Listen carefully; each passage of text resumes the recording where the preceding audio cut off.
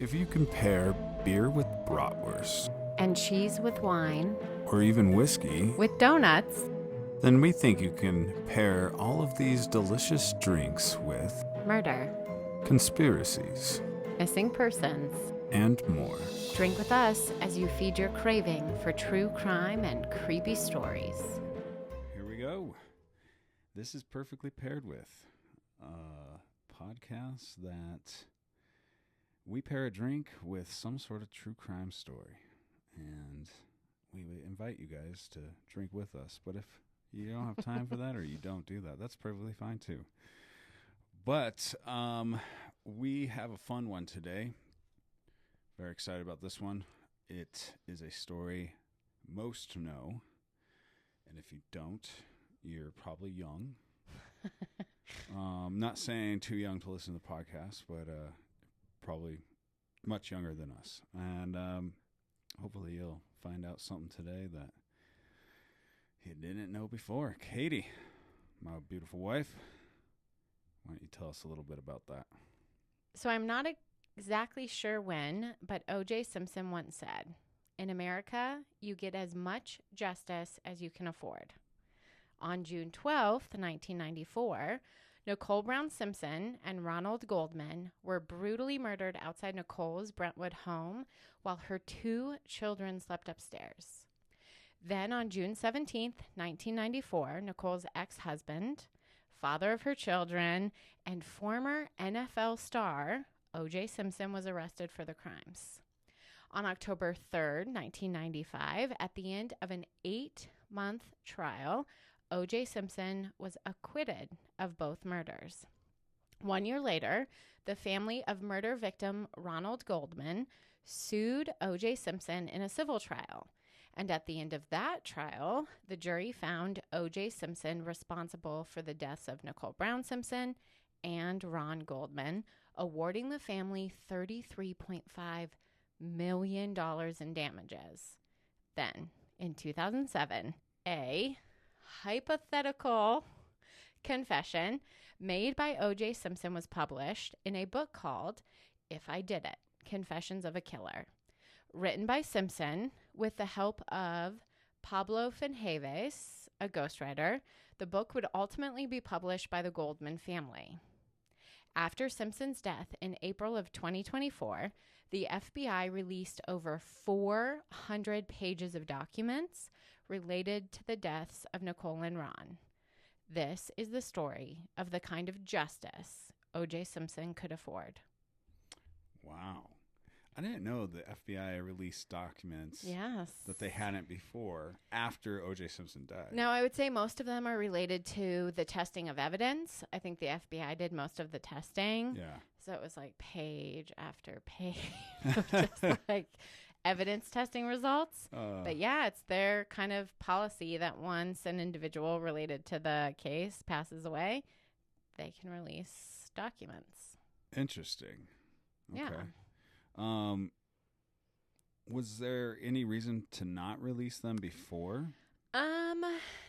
From examining these documents, I didn't see any reason to not release them unless they were worried about OJ getting upset and filing some legal recourse.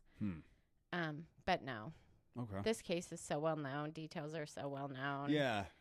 That's why I thought that was weird that they hadn't released something. Seems pretty well documented. Kind of what they do. Gotcha. Well, I think the drink was really easy on this one. I mean, OJ. So, yeah. What am I going to go with there for that one? Probably the most simple drink in the world. And it's, I mean, outside of just drinking whiskey on the rocks, it's very delicious. And I always forget until I have one. Yeah. I don't crave them or anything like that. But when I have one, I'm like, geez, it's just drinking juice. It is two perfectly paired items. Yeah, yeah. And, of course, the orange juice is, I guess, you consider it healthy depending on what kind. You still haven't said what we're drinking. I know. I'm letting everybody guess. So we're going with the old Michael Scott drink, Orange Vodjuska. Also known as a screwdriver. There we go. Also known as orange juice and vodka. Yes. Yeah, so super simple. There's not a whole lot we need to say about this. Nope. We can't waste too much time of our listeners. Just some juice, some orange juice, Cheers. some vodka. And you're supposed to go half and half. Oh my gosh. Don't go half and half. Just kidding. That's just refreshing. It is. Actually, in a small glass like this, you'd probably get pretty close to half and half. Mm-hmm. And it still tastes really good. Yeah. If you aren't overpowered with vodka. No. I've actually had very little orange juice in it. And it takes a lot or a very little amount for you to finally start tasting the vodka. I think the vodka cuts through the sweetness that can be in some orange juices, and it makes it taste like a more natural orange juice, which it absolutely isn't. It's probably worse for you, but it tastes like you're drinking something very natural. Someone told me vodka was healthy for you, so He's I don't probably know a what Russian. you're talking about. Oh, Vladimir told me that. Oh, Putin. I was just saying Vladimir, just as in general Russian name. We're not talking about the president of Russia. So, a drink that is comprised of orange juice and vodka is perfectly paired with a story where our villain not only goes by the nickname OJ, but took on the name The Juice while playing college football and then professional football. Yes, he did. And he was a very good football player. I'm going to highlight it a little bit. I don't really want It's not. to tout his talent, but that is, I mean, you have to highlight it because it is one of the reasons it was such a... To understand the story, you have to understand who OJ Simpson and, was. OJ Simpson was. And the story of, like, why it was...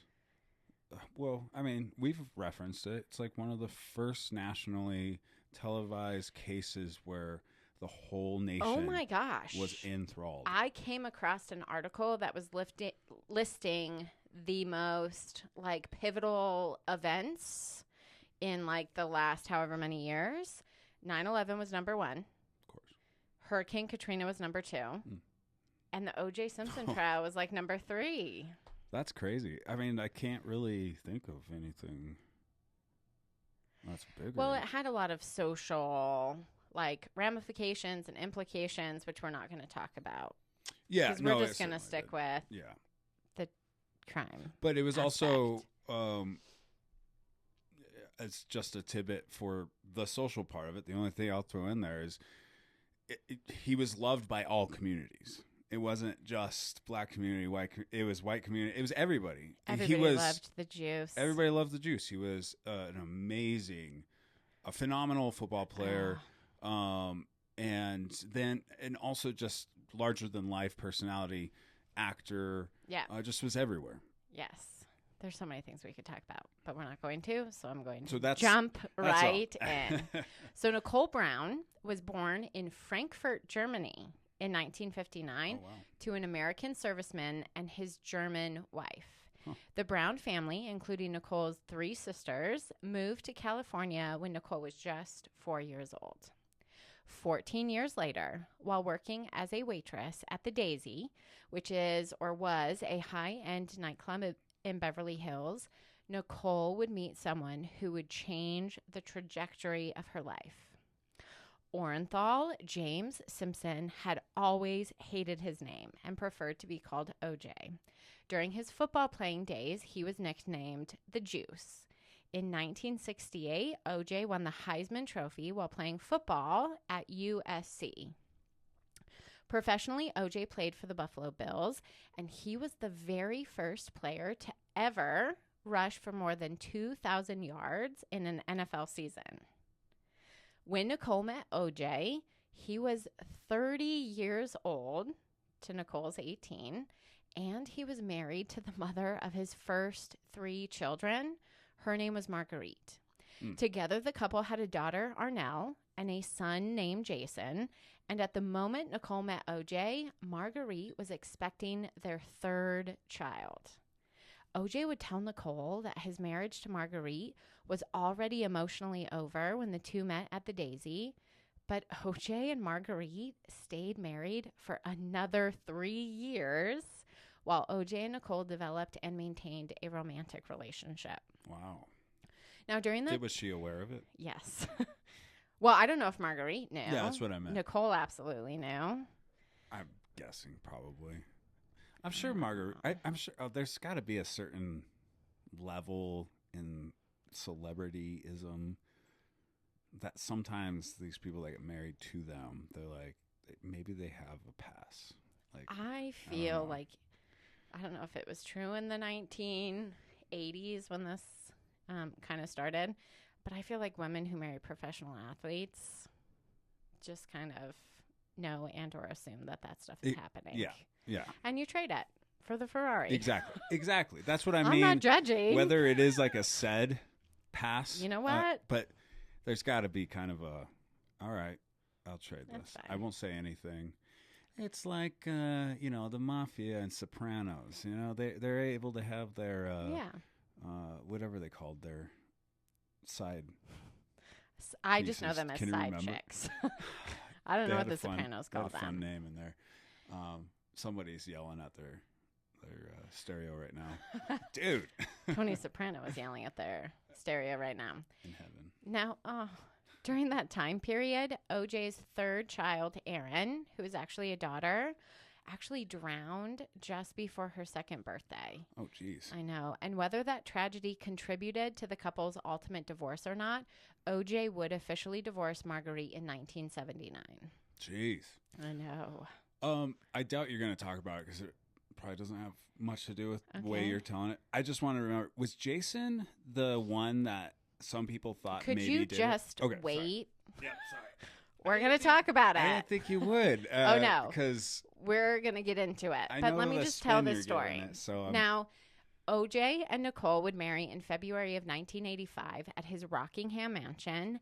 And by 1988, the couple had welcomed 2 children, Sydney and Justin. Now, the couple's marriage was riddled with instances of domestic violence. Nicole had called the police on OJ numerous times, like 8 or 9 times. On one of the occasions, OJ had actually smashed the windows of her Mercedes. There was another occasion which took place on New Year's in 1989. Now, as OJ Simpson recalled this event in his hypothetical confession, If I Did It, earlier on during the evening, Nicole had witnessed OJ's good friend, Marcus Allen, who was a running back for the LA Raiders, give his girlfriend at the time a pair of diamond earrings. Now, that night after the couple returned home, Nicole asked OJ where her diamond earrings were. According to OJ's version, this is his words, his recollection, Nicole was under the impression that OJ had bought a similar pair and assumed that if he wasn't gifting them to her, that he was actually giving them to another female. Then, according to OJ, Nicole attacked him, and he simply shoved her out of the bedroom and locked their bedroom door.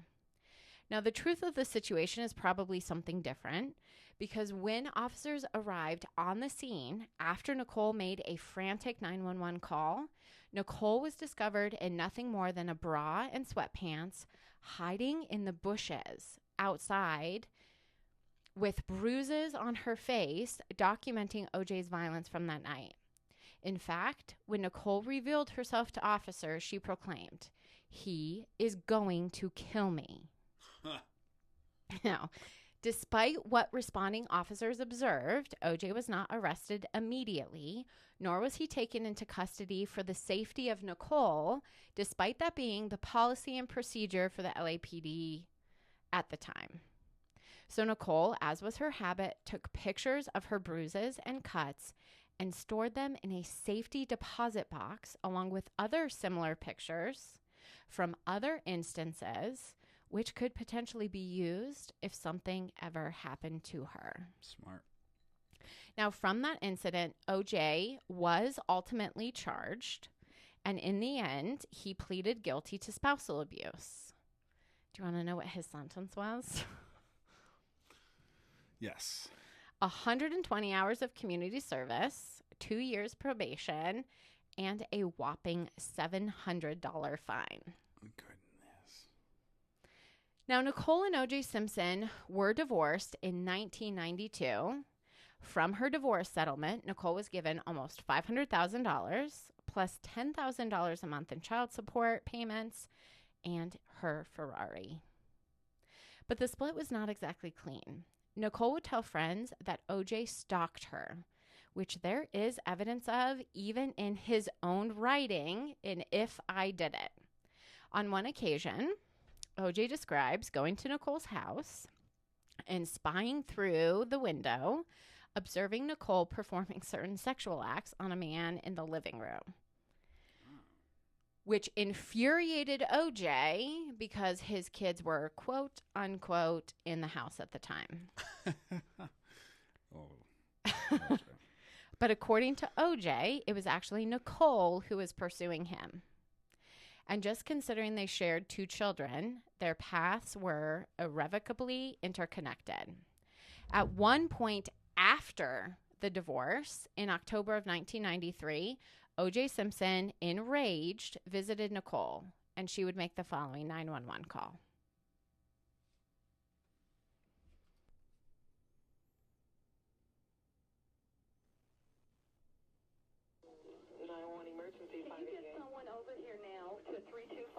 Green. He's back.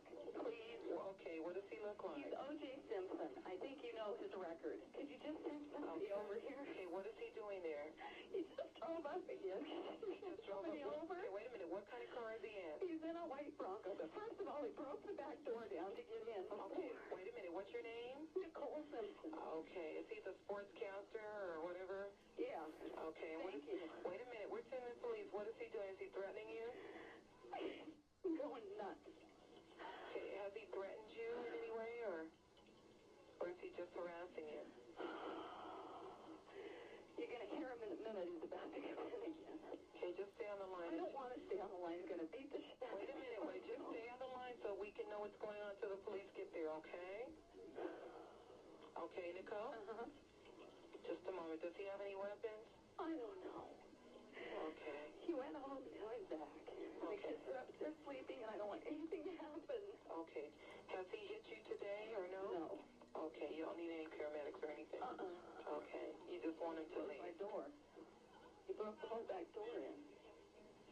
And then he left and he came back? And he came and he practically knocked my upstairs door down, but he pounded it, and then he screamed and hollered, and I tried to get him out of his bedroom because the kids were sleeping in there. Mm-hmm. Okay. And then he wanted somebody's phone number, and I gave him my phone book, and put my phone book down to write down the phone number that he wanted, and then he took my phone book with all my stuff in it. Hold on. There's more. What? What does he say? What else?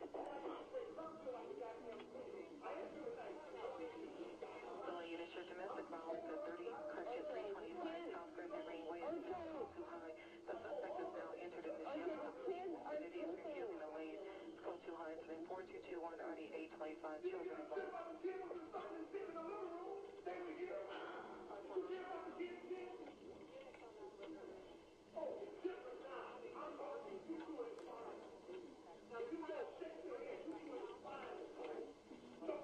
Just stay on the line, okay? Is he upset with something that you did? A long time ago, it always comes back.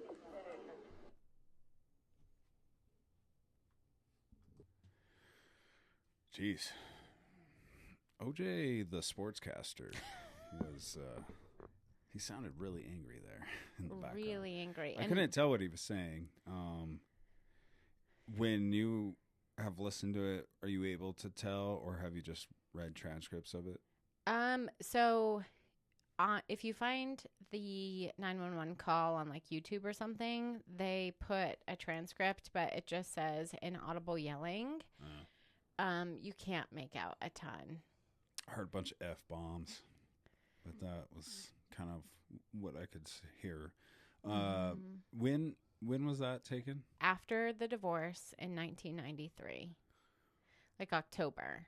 Okay. And from the timeline, what's the timeline from the divorce to the death? So they got divorced in 1992. She's dead summer of 1994. Okay. So she's probably dealing with stuff like this often. Because she said, you know his record. Yes. Which I'm assuming she's more speaking about, you guys have been here before for the stuff and not his football record. his sportscaster record. Yes. Yeah. I think law enforcement was aware and familiar with OJ Simpson and his relationship with Nicole. And I mean, he has a record of pleading guilty to spousal abuse. So what struck me is that she sounded incredibly terrified. And in OJ Simpson's If I Did It, he completely obviously, as the abuser, downplays any of his behavior and tries to make her the villain. And if you listen to that recording, there's nothing in it that she's exaggerating his behavior. No. You hear it in her voice. You hear it in his voice. I think it captures their relationship a whole lot better than OJ Simpson did in his confessional. Yeah, and I mean, just the fact that she said she wouldn't stay on the line, because he would beat the shit out of her. There's nothing in her voice that sounds like that's a lie at all. Like, she's scared to stay on the phone with the police, which she's not dumb. She knows all this is being recorded, and so she still doesn't want to take a beating just to have it be recorded.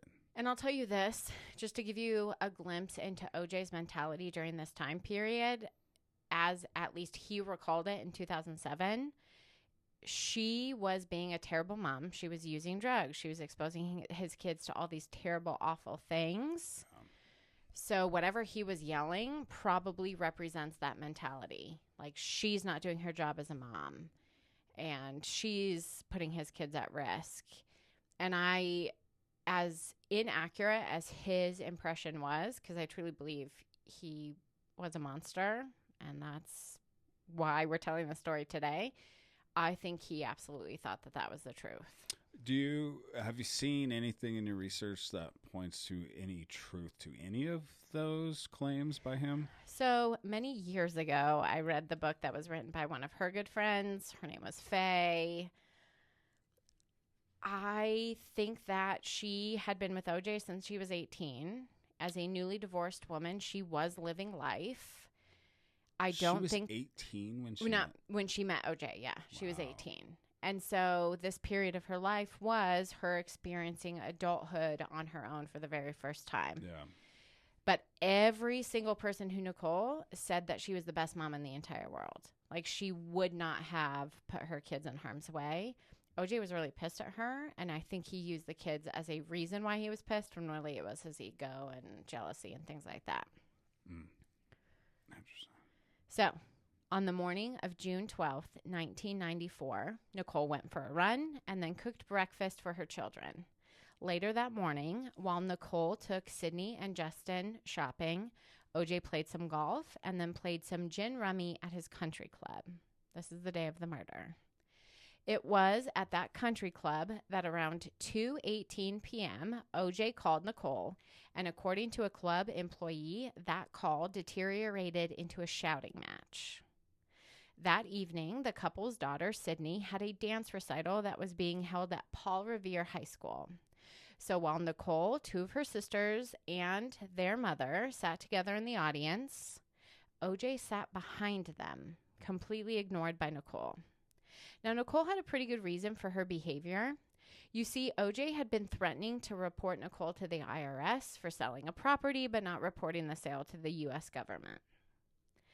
At around 6:30 p.m., after the recital finished, and Nicole had given Sydney some yellow roses, which she had purchased earlier that day for the occasion, Nicole, along with her children and her family, went to eat dinner at an Italian restaurant called Mezzaluna. OJ was not invited to join, so he went on his own way. At dinner, Nicole enjoyed a spinach and cheese rigatoni while drinking a delicious Chianti. And at one point during the meal, Nicole would even admit that when speaking of OJ Simpson. At dinner, Nicole enjoyed a spinach and cheese rigatoni while drinking a delicious Chianti. And at one point during the meal, Nicole, when speaking of OJ, even stated, quote, "He will always be my soulmate," end quote. What? Yes. And as the group left the restaurant, Nicole's mother, Juditha, that's right. Juditha. Yes. Not Judith. No. Not Juditha. Agatha. Correct. Juditha inadvertently dropped a pair of glasses outside the restaurant as she parted from the group to go to her home. From Mezzaluna, Nicole took her 2 children for ice cream, and then they returned back to their house. From Nicole's home, a call was made to the Mezzaluna at 9:15 asking about the missing glasses, which were found. Sunglasses? I think they were prescription sunglasses, if I'm recalling correctly. A server who worked there, not the family server from that evening, however, named Ronald Goldman, offered to bring the glasses by after his shift. At 9:50, Ron Goldman left the Mezzaluna with Juditha's glasses tucked safely in a white envelope. He first went home to change out of his uniform, and then he borrowed a car from a friend so that he could drive to Nicole's Brentwood home. I think he was interested in Nicole or Juditha. I'm hoping it was Juditha, Me but too. I don't think so. He's just, got a weird fetish. Not weird. No. A fetish. And he's like So telling his homeboy, "Can I please borrow your car?" that You should have seen Juditha. the tale I saw today. And guess what? Her name is Juditha. So How gorgeous is that? So that night, Ron and a fellow server looked at the reservation book to decide who would take what tables. And Ron noticed Nicole's name and said, "Hey, I don't want to actually take this table because I know them and I think that would be weird." And so a fellow server, a female, was like, "Heck yes, I'll take this table. There's 8 of them." Yeah. And so he clearly knew Nicole Simpson in some way, shape, or form. But nobody could conclusively determine that they had a romantic relationship. But he did go home to change out of his pasta sauce smelling shirt. So who knows? I mean, she was attractive. And if you know you're going to her house, why not put your best foot or other appendage forward? I mean, even if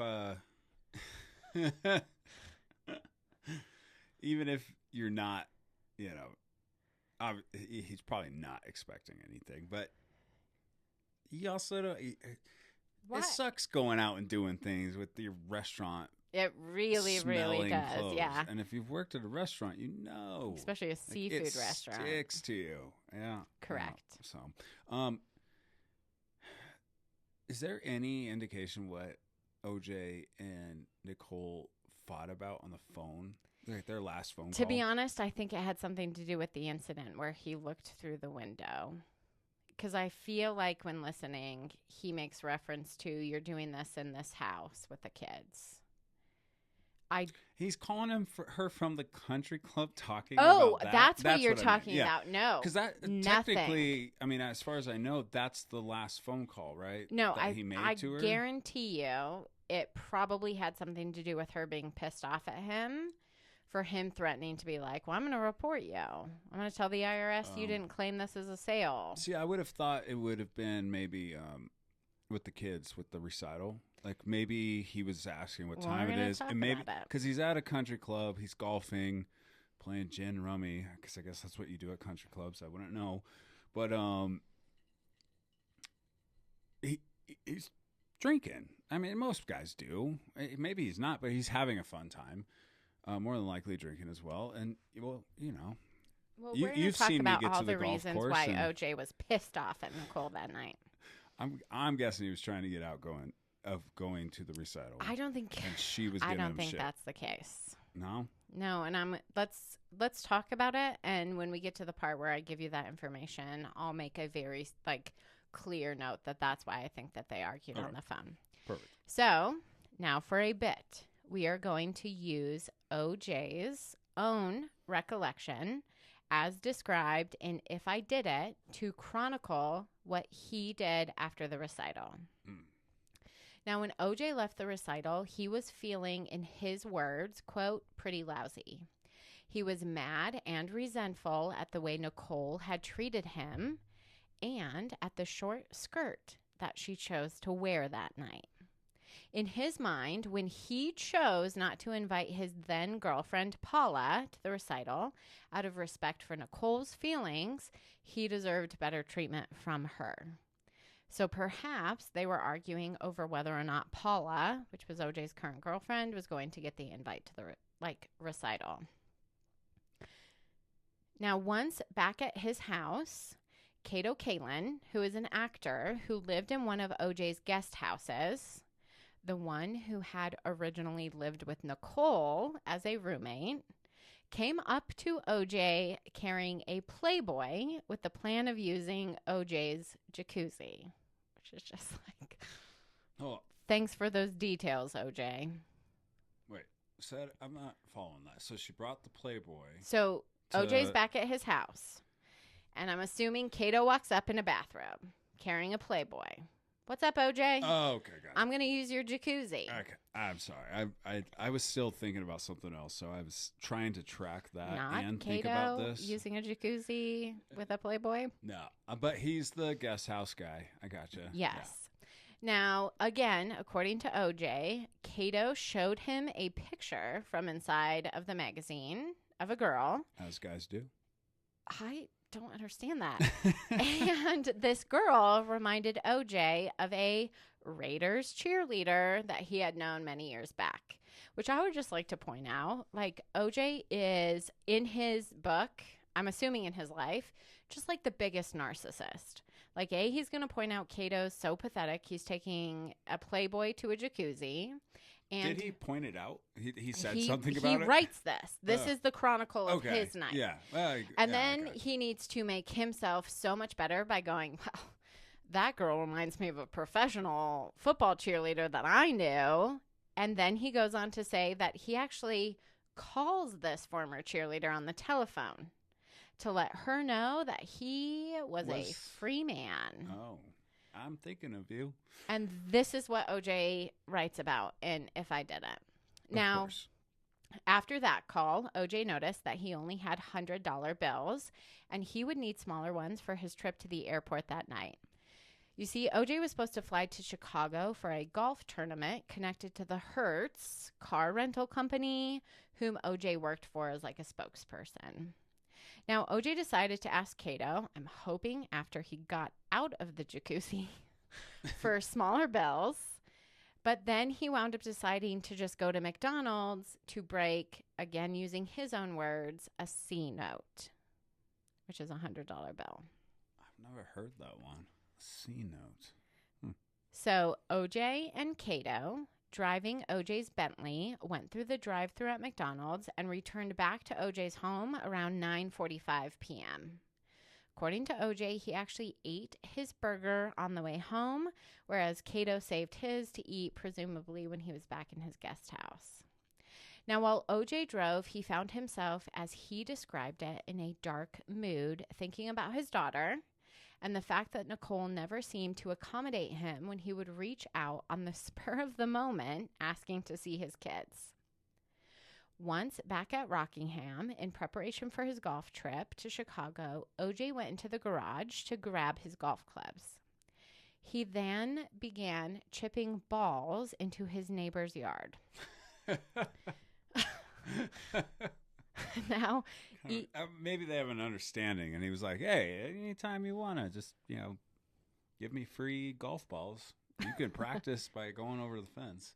I'm assuming OJ just thought he had an understanding with everybody that he could just do what he wanted to do. Yeah, for sure. Which most people did. I mean, look at how the police were around him.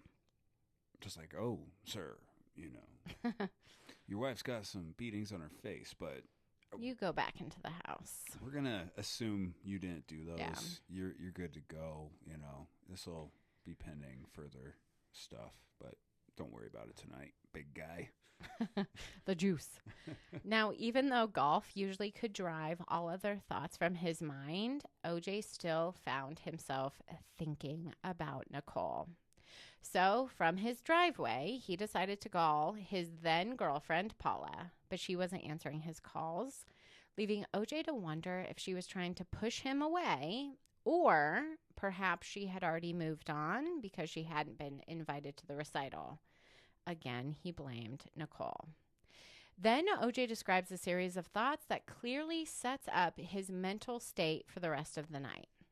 He thought about how he was having trouble walking, thinking about how his knees would eventually need to be replaced, and how he was battling arthritis in his hands. These thoughts then crescendoed into him thinking about his glory days. From there, he thought about his parents' separation and his own relationship with his dad. His mind then circled back to Nicole, recalling what his friend Ron Fishman had told him earlier, that, quote, "We don't even know the half of it," end quote, when referring to Nicole's actions. What actions?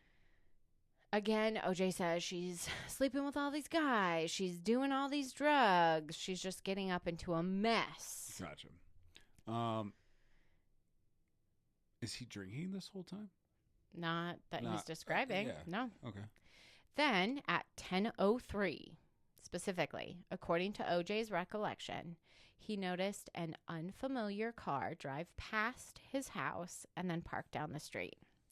From this car came a man that OJ had met months earlier and then on a separate occasion had gone clubbing with. This man, OJ simply referred to as Charlie. See, that's weird. That's where, I mean, obviously he even says, like, he's making a story, right? Like, it's from his point of view. It is actually, like, if he did. Does he goes into details of if he did, right? That's what we're doing right now. No, I just want to make sure he didn't just title it that and then was like, no, I would never do this. No, I'm telling you what he says. What actually happened. I saw a guy do this. Nope, and I'm telling you. We've seen, I mean, if you haven't seen it, go look. You've seen where his house is from the street. It's pretty far back. Like, he's not seeing a guy. He's in the driveway, though, still. Oh, he's just standing? He's chipping balls, calling Paula. From the driveway? That's what he says. Yeah, weird. Okay. Now, chipping balls from cement? I'm just telling you what he says. Now, in If I Did It, OJ makes it clear that what he describes next is quote unquote hypothetical. And this is what OJ confesses. Hypothetically, of course. Now, earlier that evening, Charlie had been out to dinner with some friends who had recently gone on a trip to Cabo where they partied with Nicole and her friend Faye. According to Charlie, Nicole had done drugs and drank with these men, as well as gotten to some kinky activities. This outraged OJ, and he decided that he had just enough time to drive over to Nicole's house and, quote, scare the shit out of that girl, end quote. So Charlie and OJ made the 6.7-mile drive from 360 North Rockingham Avenue to 875 South Bundy Drive. The whole way, OJ says that Charlie tried to convince him to turn back and return home. But after lamenting that he had already paid his divorce attorneys over $1 million, that night he had decided that he was going to handle that situation himself. Once in front of Nicole's residence, OJ said he grabbed the blue wool cap and gloves from the Bronco, where he kept them for when he golfed and it was too chilly. Then OJ says he reached under his seat and retrieved a knife that he kept there for those, crazies of Los Angeles. Charlie is said to have knocked the knife from OJ's hand at that point. And then OJ got out of the Bronco and headed towards Nicole's place. Excuse me if you mentioned it, but did he put gloves on? He grabbed the wool cap and the gloves. Wool cap and gloves. Yeah. Okay. Now, at Nicole's gate, he simply pushed opened the gate because it was broken. And he said, I was always telling her to get it fixed. He probably broke it. She literally says in the 911 call. I think that was at a different I thought place, it was though. a That was front at Gretna. door. And that was at Gretna Green. We're at Bundy right now. And then OJ was standing in the narrow courtyard or passageway between the gate and Nicole's entryway door. Gotcha. It was here that he noticed, and this is where I roll my eyes at him, like he could see inside her house, that Nicole had lit candles, but she had, and he could hear music playing. Clearly, according to OJ, Nicole was expecting company. There's a good amount of steps going up to the door. It's not. Yes. It's not straight. In There's front no of him. way he he has could to have look seen up and see inside. Yes. Those candles must have been on the windowsill. Correct. For him to see. Now, it was then that Ronald Goldman, who had walked past Charlie as he approached, entered the same courtyard.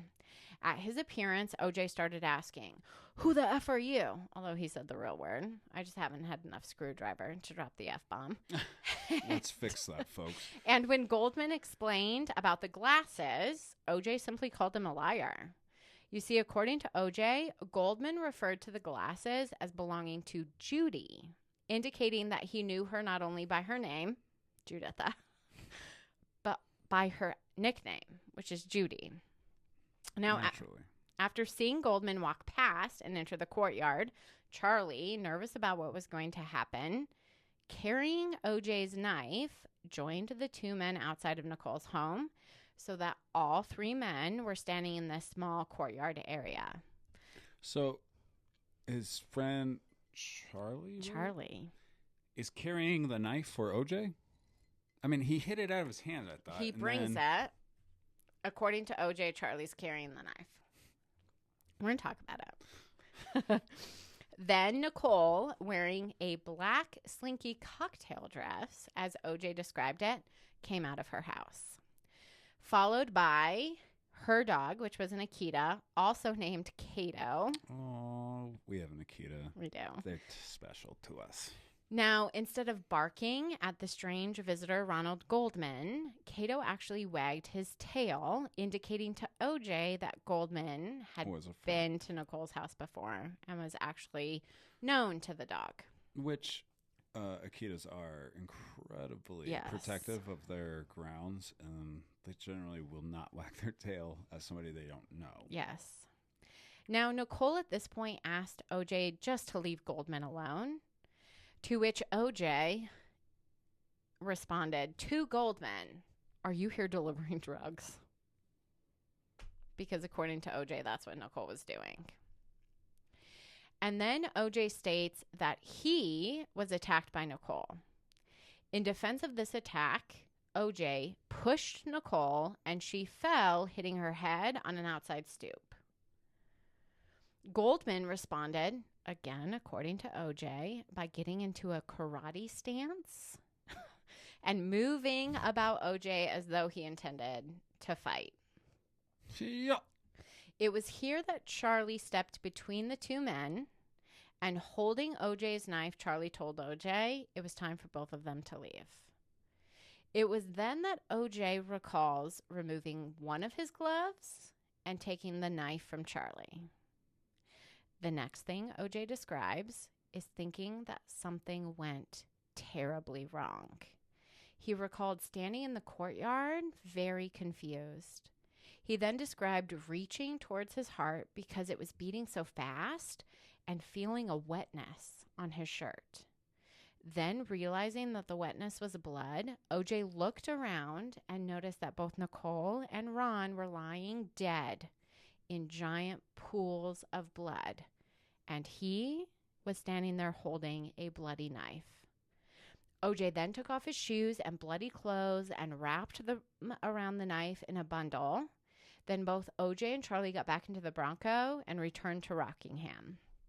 According to OJ, they were home by 10:37. Once back at Rockingham, OJ asked Charlie to get rid of the bundle full of bloody evidence. In If I Did It, OJ describes what happened afterwards, but we are going to leave OJ's recollections for the rest of the podcast. So the night of the murders at 10:15, I'm going to say this name, and I'm going to see if you can recall where I've said it before. Actually, so let's pause for a second because we're both down on drinks. Okay. We'll grab that and then start the second part again. Okay. Be right back. All right, we're back. Sorry, just need another drink. All right, and I also wanted to pause you for a second so I could react to. I've never heard what you just told us, and holy shit, that sounds like a confession. To maybe some details are a little bit different than the way they actually happened, but certainly him standing there with no recollection of what just happened. Him, the phrase for that is he saw red. So when you see red, you have no idea. Out. Like you black out. Mm-hmm. You see red, actions happen, and then you come out of it and you're like, what the fuck did I just do? I guarantee you that's exactly what he did. And that's also, it matches his actions after. Like this, like I know I did it, but I didn't do it. I didn't, like that's not me. But fuck, I fucked myself. I need to get out of here. I wasn't meaning to do that. I didn't think I would actually do that.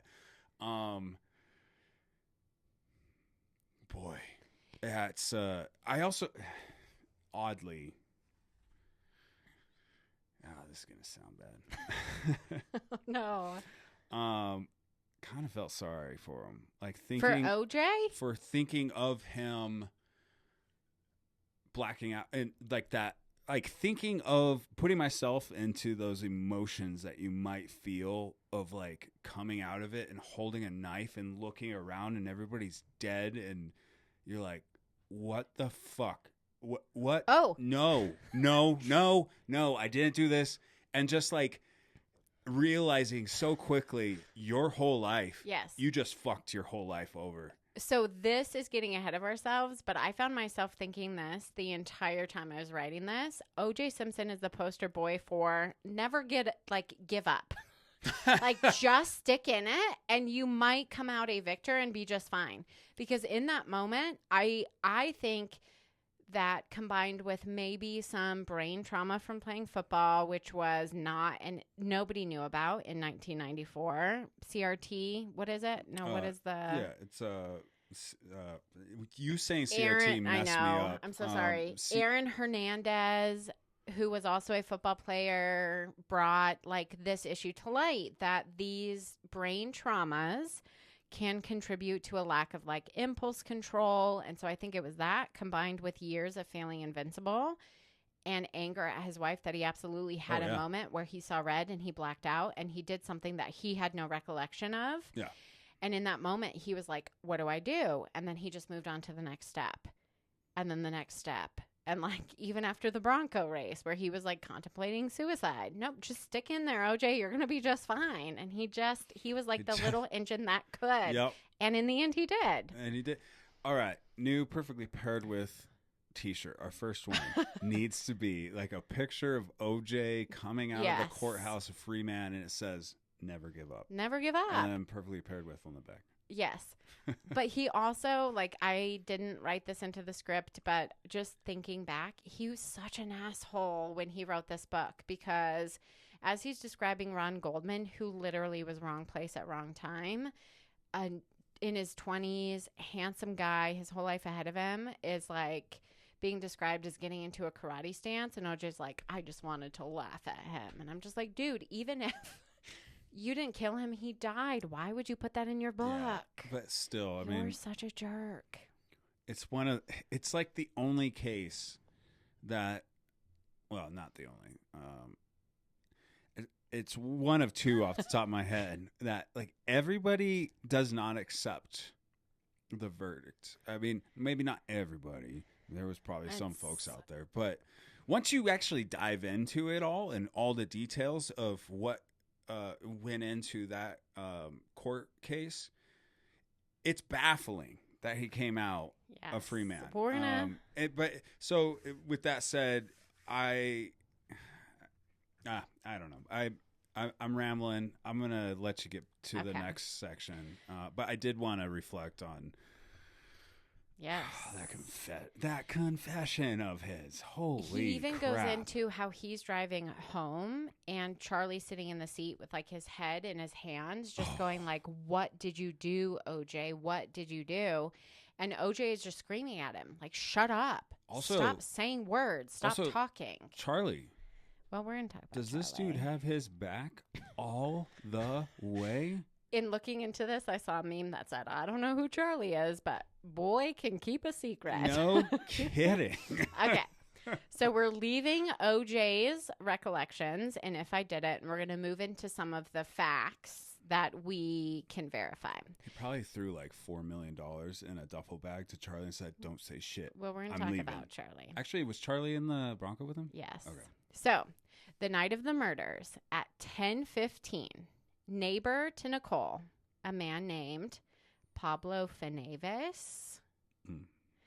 Yes, the same man who would eventually be OJ's ghost writer for If I Did I It, was like, wait, I just reported hearing cries and barking coming from a dog, which could potentially indicate the time of the attack. Oh, from the Akita? Yes. From Keto? Is that Kato. right? Kato. We have two Katos. Kato in the jacuzzi and Kato the Akita. Now at 10:25, OJ's... Kato a servant in some old-time show? I swear he is. I feel like you're talking about that Pleasure Island or Dream Island, but like I don't think it's Kato. I think it is. Or no. All right, pause. We have to look this up. Yeah, we do. All right, we didn't need to look it up. I figured it out. It's Lone Ranger. Okay. Yes. So, Kato, the sidekick. But Kato also the dog, 2 people. Kato in the jacuzzi. 2 people. A dog, a jacuzzi going Playboy looking at fella. Oh, jeez, you're gross, Kato. Then, at 10:25, OJ's limo, driven by Alan Park, arrived at OJ's home. Remember, he needed to catch a flight to Chicago. Right. At 10:40, Kato Caitlin, post Playboy jacuzzi and McDonald's deliciousness, he hears 3 loud thumps on the exterior wall of his room. I will mention that in OJ's retelling, he says as he was sneaking back onto the property to avoid the limo driver seeing him show up, those loud thumps were caused by him hitting an AC unit affixed to the outside wall. Now, like accidentally hitting yeah. it? Oh. Yep. Now, between 10:40 and 10:50, Alan Park, the limo driver, buzzed OJ's door several times, but got no response, indicating that maybe OJ Simpson wasn't actually home at the time. Then, shortly before 11 p.m., Park saw a black male, roughly 6 foot tall and weighing about 200 pounds, walk towards the OJ residence. Just then, Kato Caitlin, in search of the cause of those 3 thumps, runs into the limo driver out front, and after buzzing the door again, Alan finally got an answer from OJ, in which OJ explained that he had overslept and that he actually was just inside taking a shower. OJ, in his limo, left for the airport at 11:15, and by 11:45 p.m., Simpson was on an American Airlines flight to Chicago. Back near Nicole's home on South Bundy Drive, Nicole's dog, Kato, who had walked through copious amounts of blood, had been found by neighbors, seemingly very agitated, with dried blood all over his paws. I have to ask this just because we have one. What color was He Kato? was white. He was a white Akita. How precious. In which the blood would show up. Yeah. Like a murder scene. Yes. Well, Kato led these neighbors back to Nicole's property, where both victims were discovered at around 12:10 a.m. These neighbors obviously then called law enforcement. Jeez. When detectives responded to the scene, here is what they found. Nicole Brown, who was 35 years old at the time of her death, was still wearing earrings, a thumb ring, and her watch, indicating that robbery was not the motive for the grisly crime. She was found lying on her left side with her right hand clutching at her throat. Nicole had been stabbed 12 times, and her fatal wound nearly severed her neck. Investigators believed Nicole was attacked first during the crime, as the bottom of her feet were clean. There was no blood on them, indicating that she hadn't walked through any blood from Ron Goldman. She also had no defensive wounds, possibly indicating that the attack had been very quick and it had been a surprise. Ronald Goldman was 25 years old at the time of his death. His body did exhibit defensive wounds. There were scratches and bruises on his face, hands, and his side. A white metal ring was found lying beneath his body, as though the altercation was such that he lost it during the struggle. Goldman's shirt was pulled up his back, and there was a fresh mark in the dirt near the body, as though at some point the attacker, lifting his shirt, grabbing his body, slammed him down into the ground. Judith's glasses were in an envelope nearby. Goldman's... Did they get broken? No, I think they survived. Wow. Judy's wearing them today. Probably not. Is she alive? No, I don't Can't think be. so. Goldman's body sustained 20 stab wounds. Fuck. All right. Okay. Can I react right now to Yeah. that compared to... Cause Yes, you I absolutely can remember can. what OJ Yes. said right now. Go, please. It kind of still matches up with what OJ was saying. So if he pushes... Yeah. Nicole. Nicole, there we go. Almost called her Jessica. Hey, Jess. If he pushes Nicole down, she hits her head, knocks her out. This whole altercation between Ron and OJ can happen, and the way OJ sets it up, it Right. does start as just a fight without a knife, which was explain the bruises and the scratches, the maybe picking up, slamming down. And then, I don't know, he looks over at Charlie and goes, "Charlie, knife me." And Charlie throws the knife and catches it in the air, and then he stabs him 20 times. So Knifing him. Yeah. investigators kind of had two theories. But, I mean, I doubt Charlie threw him the knife. But he got the knife from Charlie, or Charlie dropped it and ran, said, Yeah. "Fuck this, I'm out." And then he grabbed the knife after he slams Ron down and just murders the shit out of him. So investigators really believed that Nicole was attacked first, but her body was left. Ron was attacked next, Oh, and really? then the killer came back to finish So Nicole. my thought was he does all this with Ron, and then Nicole wakes up and sees it, and he's like, "Fuck you, bitch," and kills her. No, so they really think that he might have been talking to Nicole in a moment, angry, upset, pissed off. He attacks Nicole, and then poor Ron Goldman shows up. He leaves Nicole already bleeding on the ground to handle Ron, and then returns to Nicole for that like final knife slice. And to me, that sort of telling was he went there to kill Nicole because he was really pissed off at Nicole. Ron just happened to interrupt. Oh, man, that makes sense too. I really And they liked say that my because theory his too, keys though, were 'cause- right next to his body. The glasses were right next to his body. There was no time for any exchange between him and Nicole. Like, hey, here's the glasses. Hey, thank you. Yeah, but the fight. I think he before, that's tried where, to take on OJ Simpson. But to have bruising and scratches, like OJ, if he had a knife in his hand because he had just knifed his wife. Yes. This is a true knife party, which is a Deftones song and a Drake song. Ugh.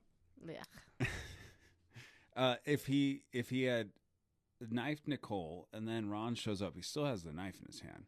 Why then would there be bruising and No, scratches? I think he. Oh, that's a why really wouldn't, good question. Why wouldn't? I mean, OJ's giant and he's strong. The only way I think that Ron ends up with bruising and scratches is he's actually like fighting with them. So you're saying it really matches what OJ recalls. That's what I'm Okay. saying. And then Nicole wakes up, sees sees that he's I killed don't think Ron. she was asleep because she knew Ron Not was asleep, coming. but she was knocked out. Oh, I see what you're saying. Yeah. Because it says She's that found at the, OJ foot of says stairs. he pushes her and she hits her head. Mhm. And Okay. I don't know. I'm curious if the autopsy showed a head wound. Oh, good question. Not that I I saw. Anyway, I just thought there's a way to make it work It with wasn't all me. that. You don't need to tell them that it wasn't you because it didn't. One of our phones or my Dinged. computer dinged, and I don't think it shows up. You might be able to hear it because it came from our headphones, but anyway, that's why she said it wasn't me. So go on. Okay. So a brown glove was found at the Bundy residence, which is the crime scene, as well as several size 12 Bruno Magli shoe impressions set in the victim's blood. By 5 a.m., 2 detectives, Mark Furman and Philip Van Adder, had arrived at OJ's Rockingham home, and after spotting what appeared to be blood on OJ's Bronco, Furman actually scaled the fence at Rockingham, where he found OJ's eldest child, Arnell, asleep in the guest house. So he's like, there's blood on here. Somebody could be hurt inside. I have to get in there. What and was he there gets blood inside. on? Say that one The more time. Bronco. The Bronco. And Oh. by 7:30 a.m., Detective Van Adder had declared Rockingham a crime scene and left to get a search warrant. Several pieces of blood evidence were found on and inside OJ's white Bronco and on a pair of socks, which were recovered from OJ's bedroom.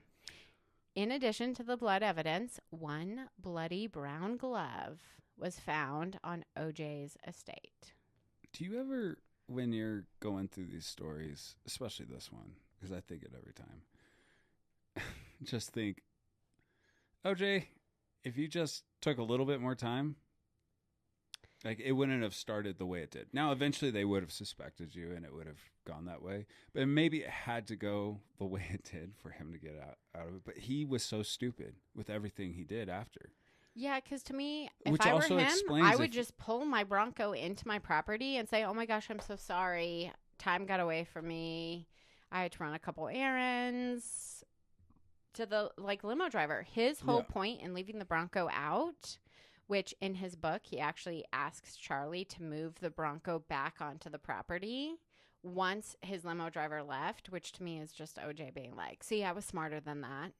I didn't mean to leave my Bronco out. Yeah. But he should have just pulled in and been like, oh, I'm so sorry. Yeah, you're smarter than that. But Yeah.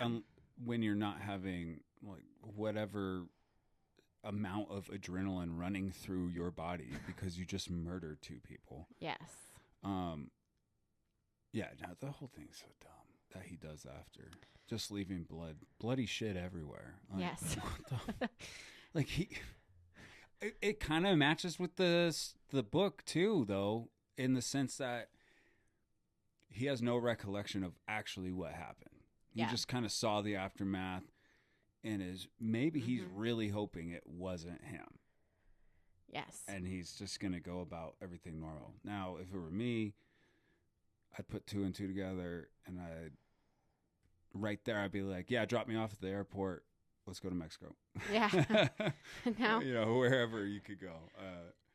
Yeah. So investigators did call OJ to inform him of the deaths of Nicole and a second victim at her home.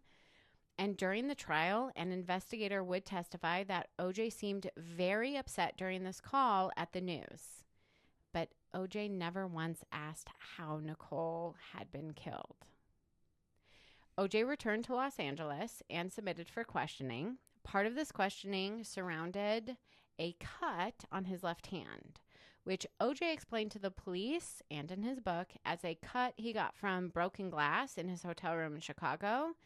But OJ had actually provided different explanations for the cut to different people. Once his arrest warrant was issued, OJ agreed to turn himself in, but OJ didn't show up. Then, on June 17th, after a very famous slow police chase of OJ's white Bronco being driven by OJ's friend A.C. Cowlings, OJ would be brought into custody. But his behavior during this now infamous chase only further suggested OJ's guilt. While traveling in the Bronco, OJ had his passport, a disguise, and $8,750 in cash. He also at times seemed to be threatening to kill himself, holding on to a gun in the back seat. So it's like he's like, I've got these options. And then he just chooses the right one and he sticks it out. And he, in the end, was just fine. Never give up. Now, at the trial, prosecutors Marsha Clark and Christopher Darden presented very, very strong physical evidence. For one, a blue knit cap was recovered from the crime scene. Hairs matching OJ's hair were found inside the cap. Also, hairs matching OJ's were removed from Ron Goldman's shirt.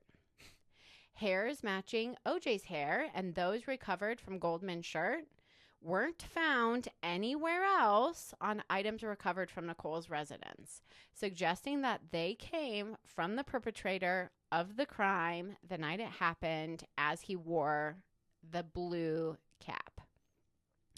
Hair matching Ronald Goldman was recovered from debris taken off the glove, tying the glove to those nights' incidents involving Ronald Goldman. Is this DNA is now it's pretty new, right? It's so new, nobody understood it. Got it. Nylon carpet fibers matching the Ford Bronco were recovered from the glove and from the hat found at the scene of the crime. The blood evidence was even stronger. Blood taken from the steering wheel of the white Bronco belonged to Nicole Brown Simpson. Blood found on the center console in the Bronco belonged to Ron Goldman. OJ's own blood was found on the dashboard of the Bronco, which was presented as coming from a significant cut on his left hand. Nicole's and OJ's blood were discovered on a pair of socks in OJ's bedroom, and the blood on the glove discovered outside OJ's home was determined to belong to Ronald Goldman. Drops of OJ's blood were discovered at the crime scene next to the victims, and a smear of OJ's blood was taken from the gate to Nicole's property. In addition, OJ wore a size 12 shoe, like the prints left at the crime scene. However, during the criminal trial, the prosecution was unable to prove that OJ owned one of the only 299 pairs of the Lorenzo-style Bruno Magli shoes in existence at the time. Because it's the only thing he was smart enough to get rid of.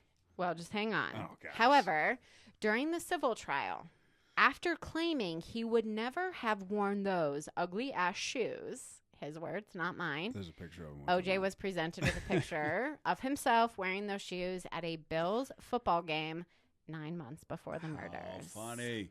It's funny. All right. Obviously, I don't know every detail, but I am telling you, how many things have we watched on OJ? Just it's often we go down like an OJ rabbit hole, in one way or another,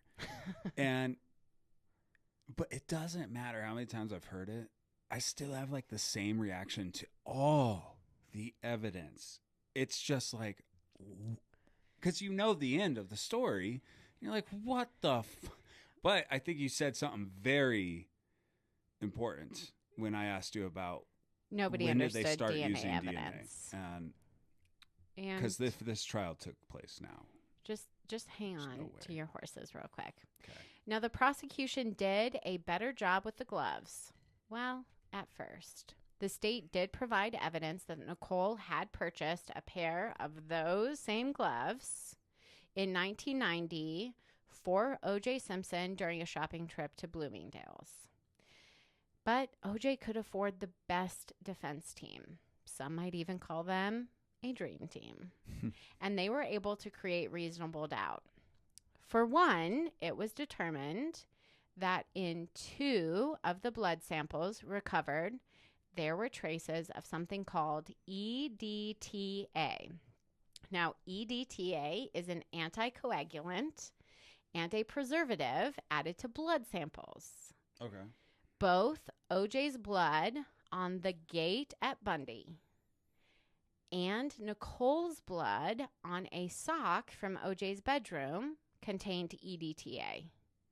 When combined with the fact that the dream team was able to successfully present Detective Furman as a racist, it didn't take much to get jurors to conclude that those 2 pieces of evidence were planted.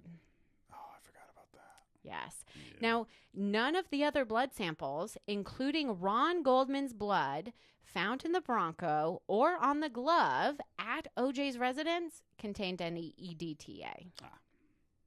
Okay. But why would they put it? Do you know why they would put it in some samples and not others? so I tried to look in EDTA to see if it could ever naturally appear, and from what I can conclude, it can't. So I think those 2 pieces were planted, but simply because the LAPD did not think that they could win based on what they had. So they just wanted to make sure. That's my opinion. Why would one add EDTA to blood? What is the it's an anticoagulant. Sure. So blood coagulates. It keeps it stored. Would they do it? No, they're saying that investigators went into, after the crimes were committed, after evidence was gathered, they went into samples already collected. I gotcha. Which had the preservative added, and then they placed these pieces of evidence. You wouldn't add this to or not samples, but from evidence or correct. And if anybody has watched Making a Murderer, scraping EDTA came into play because in Making a Murderer, they found blood evidence at the scene of the crime that they hypothesized had been placed by investigators, taken from samples in like an evidence locker. Do you know, is there ever, I mean, obviously in this case, it looks like there's, outside of those 2, there's never a reason to use EDTA in evidence that you're taking of blood on a crime scene or from a scene that is away from the crime scene, and now it's a crime scene because you're finding evidence there of blood. So because with that, they're scraping the blood samples off of whatever it's on, or they've got like a shirt with it. Right. And then they're taking blood samples from the victim, from suspect, and those blood samples that they take, that they store, is where they add EDTA. Correct. So technically everything else, they're never adding EDTA. No. How the hell wouldn't that be like that's more like any okay, so Making Murder. Did he get off because of the EDTA, or no, that's when he went back into jail again, right? No, that's why they made the entire documentary. Here's the sorry. thing. I'm just trying to if you want an explanation for how this entire thing isn't a setup, watch it was the drama that Cuba Gooding Jr. played OJ Simpson. OJ Simpson versus the People. And there is a scene where Marcia Clark, or the actress who plays her, is at a bar, and she explains how it would not make sense for the LAPD to try to frame OJ Simpson before the fact that they knew he was like guilty. Yeah. Because they didn't even know where he was. Like, he could have been out of the state at the time. So them planting evidence to frame him doesn't make sense. But and there's enough blood evidence to suggest that he had committed this crime. If evidence was planted, it was just those 2 samples. It's a strange thing. It is strange. You would think you wouldn't even, like, no cop would be dumb enough to plant evidence then, if it's got this extra thing to it that no blood actually hopefully has. Now moving forward they won't be. Now, also, how many times has EDTA been ignored in cases?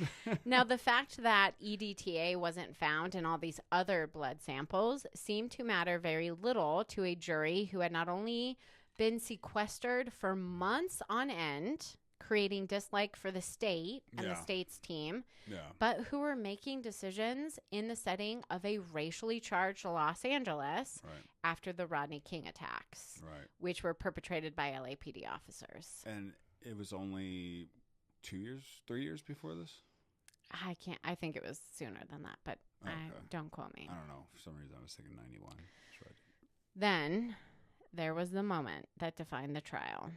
Prosecutor Christopher Darden decided to have OJ try on the gloves, which had been in evidence storage for months. Then there was the moment that defined the trial. Prosecutor Christopher Darden decided to have OJ try on the gloves, which had been in evidence storage for months. Standing in front of the jurors, OJ seemed to struggle to pull on the extra large size gloves, and that resulted in the defense's effective tagline: "If the gloves don't fit, you must acquit." You must have quit. I don't know if you've ever tried putting gloves on with your fingers like, out. Yes. It does make it difficult. I even was if going they to actually say. fit you. Now, if you watch the video of OJ trying to accomplish this task, it looks like he is literally doing his best bit of acting Yes. ever. His Yes. fingers are like completely spread out. And others have even hypothesized that he chose not to take his arthritis medication, Yeah. which made his hands incredibly swollen. Right. That makes sense. But in the end, the jury did exactly what Johnny Cochran said, and they found OJ not guilty of murdering Nicole Brown Simpson and Ronald Goldman. Now, understanding what we do about blood evidence today, most people are 100% confident that OJ was the murderer at Bundy that night. But what isn't readily accepted is whether or not he was alone. And if he wasn't alone, who was Charlie?